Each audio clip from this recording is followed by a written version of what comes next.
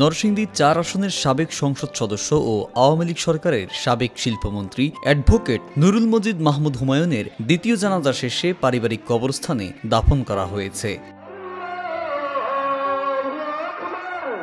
মঙ্গলবার সকাল ১১টায় মনোহরদী উপজেলার শুকুর মাহমুদ উচ্চ বিদ্যালয় মাঠে জানাজা শেষে ব্রাহ্মণহাটা গ্রামে পারিবারিক কবরস্থানে তাকে দাফন করা হয়। এ সময় মরহুমের আত্মীয় স্বজন, স্থানীয় লোকজন সহ হাজার হাজার জনতা অংশ নেন জানাজায়।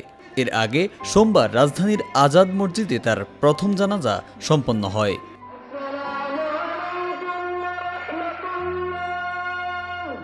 জুলাই গণ অভ্যুত্থানের পর গত বছরের সেপ্টেম্বর মাসে তাকে রাজধানী থেকে গ্রেপ্তার করে পুলিশ। এরপর কেন্দ্রীয় কারাগারেই ছিলেন তিনি।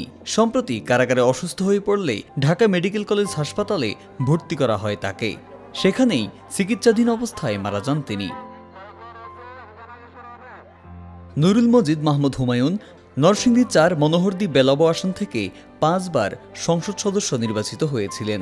শেষ ২ মেয়াদে তিনি গণপ্রজাতন্ত্রী বাংলাদেশ সরকারের শিল্প মন্ত্রণালয়ের দায়িত্ব পালন করেন।